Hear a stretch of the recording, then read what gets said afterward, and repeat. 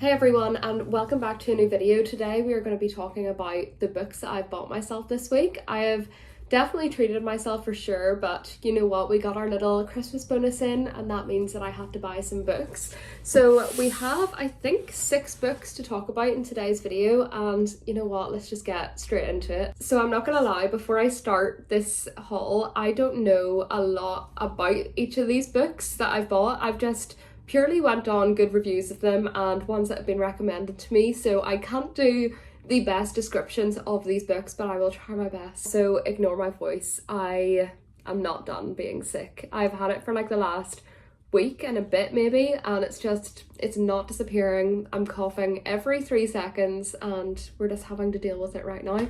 So to get into it, the first book that I bought was Legends and Lattes by Travis Baldree. This book follows our main protagonist Viv. She is an orc, and what I picture an orc to be is just like a green monster slash goblin vibes. I don't know, that could be so wrong, but I just saw an alternate cover of this and that's basically what was on the front cover, which I'm guessing is her.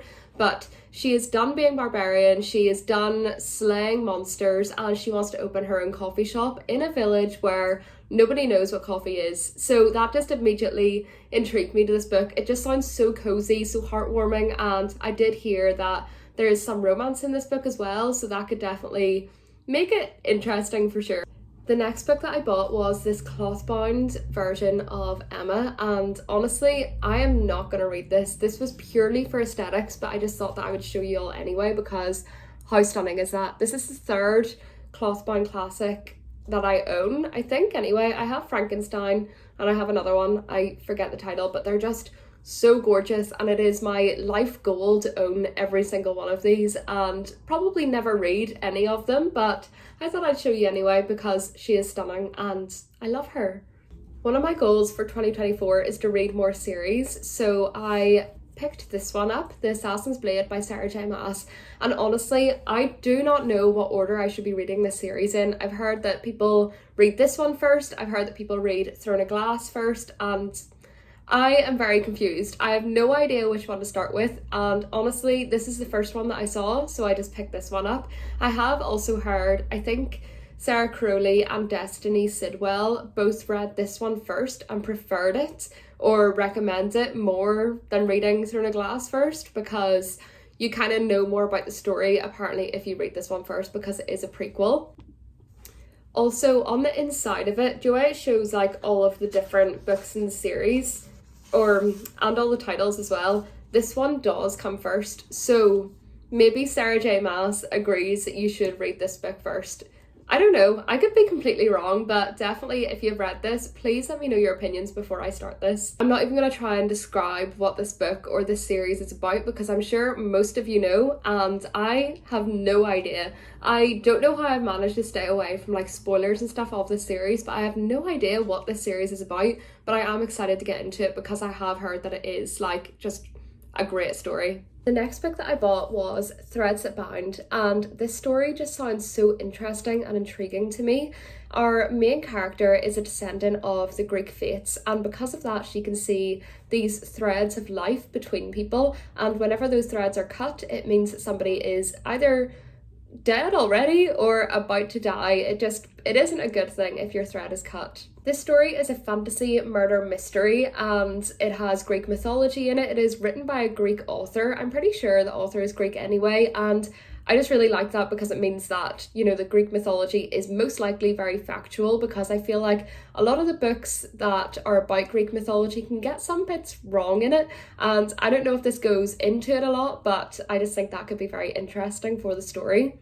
I also just think the whole idea of the threads of life between people is very, very interesting, and it could be a good little plot device for the murder mystery aspect, because I don't know if she can see who is cutting these threads or whatever, but I just think that whole concept is very unique and different to other things that I've read before.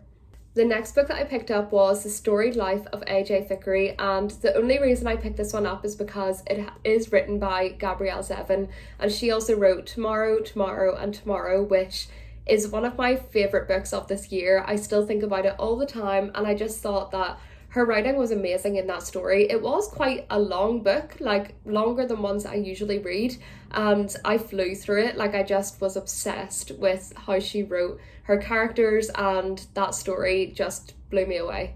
I haven't done a lot of research on this book, but I will read out the back for you so we have like a brief description of it. So it says, AJ Fickery, the grumpy owner of Island Books, is going through a hard time. His bookshop is failing, he has lost his beloved wife, and a prized rare first edition has been stolen. But one day AJ finds 2-year-old Maya sitting on the bookshop floor with a note attached to her asking the owner to look after her. His life and Maya's is changed forever.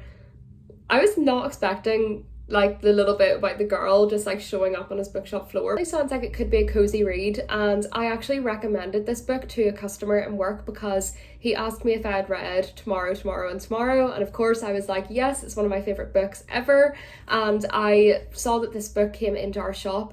So he picked it up, and a week later he came in just to tell me that this is his new favourite book, and he cried at the end, and that was just very reassuring for me.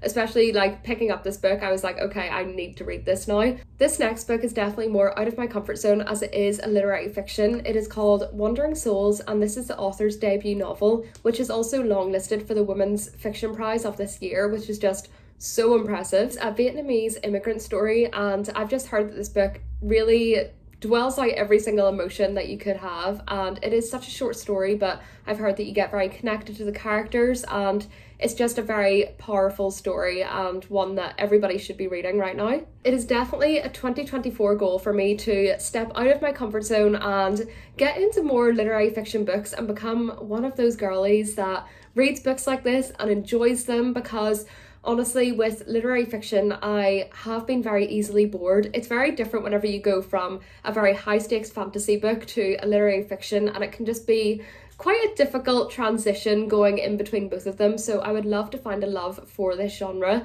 and this book honestly sounds amazing, and it does sound something that I would want to pick up and read. That brings us to the end of this video. I know it was a short one today, but I just wanted to show you guys the books that I got this week, and hopefully I can do a reading vlog of them soon. And yeah, I hope you enjoyed. If you have read any of these books, I'd love to hear your opinions, so definitely let me know.